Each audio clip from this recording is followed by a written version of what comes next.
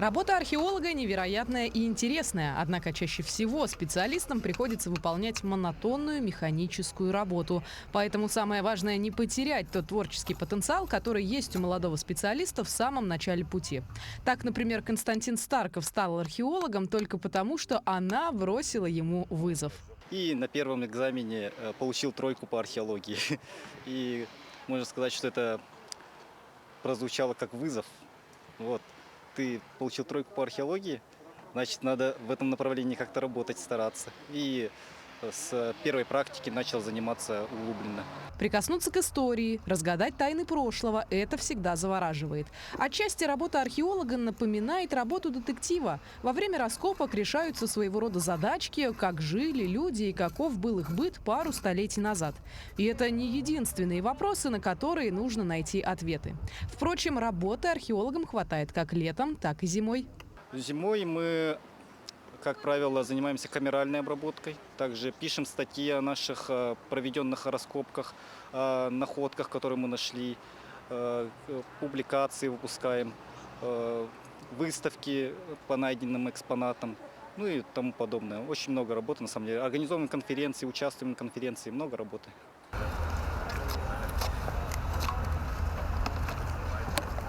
Однако археологическими раскопками занимаются не только молодые специалисты.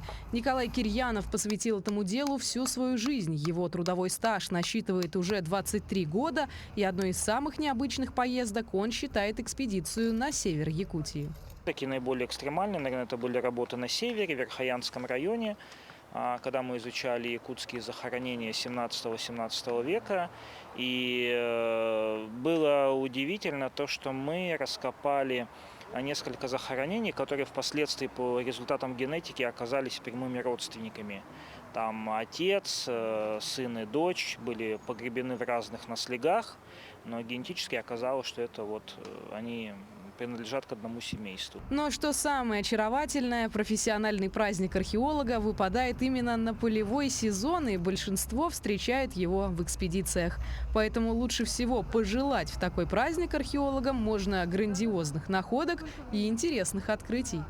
Однако самое удивительное, что праздник День археолога не является ни государственным, ни национальным. Все дело заключается в простом случае. В 30-е годы, когда происходила экспедиция в Ленобласти, было строго наказано не отмечать никаких праздников, кроме государственных. После чего находчивые археологи прислали к себе в экспедицию телеграмму с Днем археолога. Именно тогда, 15 августа, и появилась эта праздничная дата. Археологи есть и у нас в Якутии, которые сегодня отмечают свой профессиональный праздник и, конечно, делают большой вклад в изучение истории Якутска.